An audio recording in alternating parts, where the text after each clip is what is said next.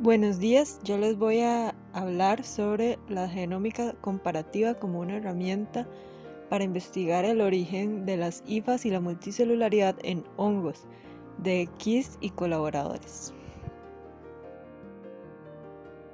En la mayoría de linajes multicelulares, la multicelularidad ha surgido por mecanismos clonales o agregativos que difieren en cómo los precursores se adherieron, cooperaron, se comunicaron y diversificaron. Los ancestros multicelulares en los hongos están extintos, por lo que no se sabe mucho de cómo pudo haber surgido esta multicelularidad. Además, en los hongos la multicelularidad está dada por un talo de estructuras delgadas y tubulares llamadas hifas, que se alargan por extensión apical y que forman micelio, que explora el sustrato. Esto podría significar mecanismos muy diferentes por varias razones. Se habla de una hipótesis de que las hifas pudieran surgir de una elongación gradual de rizoides en hongos ancestrales por intermediarios multinucleados. Estas primeras hifas no estaban divididas en compartimientos y su evolución pudo haber pasado por alto esa comunicación y cooperación en grupos, o también que los conflictos se resolvieran a nivel de núcleo individual. Otro argumento es que las hifas utilizan un crecimiento de tipo fractal para maximizar el forrajeo de nutrientes y minimizar la competencia. Esto los diferencia de otros linajes, donde un incremento de tamaño probablemente ayuda a evitar la depredación. Y esto pudo haber sido vital para el paso a la vida terrestre gracias a la conexión que realiza el micelio de un medio con menos nutrientes a otro con más nutrientes. La adhesión es rara en hifas y solo es clave para adherirse a los hospederos y para la formación de un cuerpo fructífero.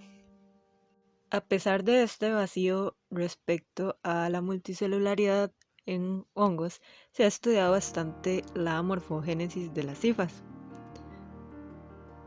y se han detectado familias de genes relacionados con redes de polarización celular, maquinaria exo y endocitótica, el transporte de vesículas, la síntesis de pared celular, el ensamblaje y la selección de puntos de ramificación y septos.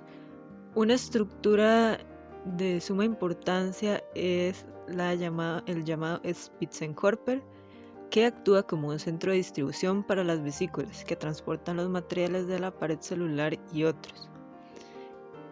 Además, las redes citoplasmáticas de microtúbulos son la conexión entre las vesículas desde el retículo endoplasmático y el aparato de Golgi hasta la punta, donde secretan el contenido para poder expandirse.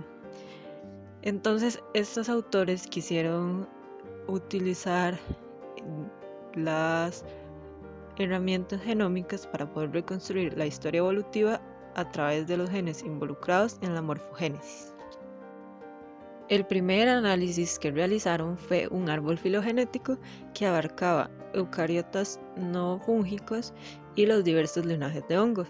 Esto lo realizaron con 72 especies y obtuvieron un árbol con un fuerte soporte y con Rhizomycota, Blastocladiomycota y Chytriomycota como grupos basales, consistentes con otros árboles filogenéticos populares. Posteriormente les dieron un puntaje basado en su capacidad de formar hifas multicelulares e hicieron reconstrucción del estado ancestral. Esto dio el resultado de que las hifas parecen surgir en ancestros de hongos basales, posiblemente en alguno de los nodos de Blastocladiomycota, Chytriomycota o Zopagomycota. Otra posibilidad es que hayan surgido en Blastocladiomycota y luego fue aumentando hacia los nodos siguientes, lo que sugiere que surgió en uno de estos nodos o que fue un proceso gradual que se llevó a cabo en estos tres. La multicelularidad se asocia con la expansión de genes que codifican quinasas, receptores y proteínas adhesivas. Entonces estudiaron cómo se comportaban estas familias de genes en este árbol filogenético. Encontraron que las quinasas fueron similares en hongos unicelulares y multicelulares, con mucha diversidad en los Basidiomycota más complejos. Las quinasas que se duplicaron están relacionadas con quinasas con funciones de emparejamiento de feromonas, integridad de pared celular y rutas de osmorregulación que regulan el crecimiento hifal. Tienen menos quinasas que los metazoas y que otros opistocontos, y no hay evidencia de dominios típicos de quinasas. En los receptores se encontró aún más diferencia entre hongos y metazoas. Solo se encontraron 19 familias en hongos y se cree que evolucionó principalmente por pérdida de genes. En las proteínas adhesivas se encontró una pequeña contracción en los nodos BCZ y una expansión en agaricomicotina y sacaromicotina, lo que podría implicar un rol pobre de esta familia de genes en el surgimiento de hifas o que hubo divergencia. Entonces, en general, no hubo una expansión significativa en estos nodos de estas familias de genes, que podría ser un reflejo de que la evolución pasó por un intermediario y no se dio de manera directa. Al estudiar las familias involucradas en la morfogénesis, encontraron que una parte importante surgió después del origen de la multicelularidad, sugiriendo innovaciones genéticas específicas al linaje y especies, por lo que son posibles candidatos que llevaron a la evolución de la multicelularidad. Entonces encontraron 17 familias que se originaron en los nodos BCZ y que se conservaron después, que estaban relacionadas a funciones reguladoras de transcripción, biogénesis de la pared celular, señalización y regulación del ciclo celular. Un 25.7% de las familias de genes mostraron duplicación en los nodos BCZ, pero esto no fue significativo. Los grupos más enriquecidos eran los de biogénesis de pared celular y reguladores de transcripción, por lo que su diversificación pudo tener un rol en la evolución de las hifas. Aún así, no se encontraron cambios en genes estructurales. También encontraron en genes de quitina sintasas que tenían más cambios en la composición de dominios, lo que se relaciona también con el surgimiento de hifas. Y esto da indicios de que fueron pequeños cambios los que contribuyeron a la evolución de las hifas. Varios genes de la morfogénesis incluyen genes relacionados a fagocitosis en otros linajes, la cual no es común en hongos, y se dieron cuenta que han retenido algunos y perdido otros genes. Por ejemplo, el complejo ARP23 está conservado en hongos filamentosos y la función que tienen es reciclar el exceso de membrana en la zona subapical durante el crecimiento hifal.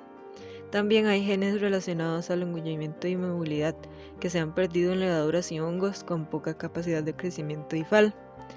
Las proteínas DOC que interactúan con la CELMO han sido retenidas. El siguiente grupo de proteínas está relacionado con la reorganización del esqueleto de quitina y encontraron que las WASP se han retenido, las WAVE se mantuvieron solo en las basales y otros eucariotas, y las WASH se han perdido completamente. Entonces es una muestra de la exaptación como otro mecanismo para el reclutamiento de genes para el crecimiento hifal. También se encargaron de buscar a familias de genes con potencial conexión a la multicelularidad, con la hipótesis de que se originaron en los nodos BCZ y fueron conservados. Encontraron 414 familias, 114 originadas en estos nodos. Estas incluyen familias de genes involucradas en la morfogénesis, en la construcción del citoesqueleto de actina, con la pared celular, con la reproducción, la respuesta a feromonas, la esporulación, transporte, entre otros.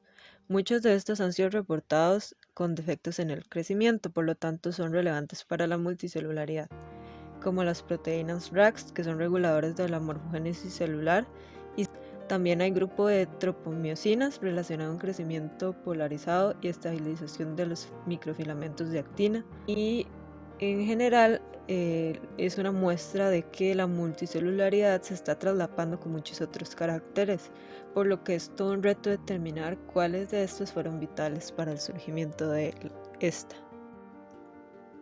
Quisieron realizar una comparación con levaduras porque son organismos simples, generalmente unicelulares, con poca habilidad para formar hifas, y parece que estos derivaron de ancestros filamentosos, por lo que son un ejemplo de reducción de complejidad. Estudiaron los genes relacionados con la morfogénesis y encontraron que hay menos, y las reconstrucciones indican que hay más pérdida que duplicaciones. Eso sí, hay mucha mayor reducción de genes con otras funciones que los de la morfogénesis.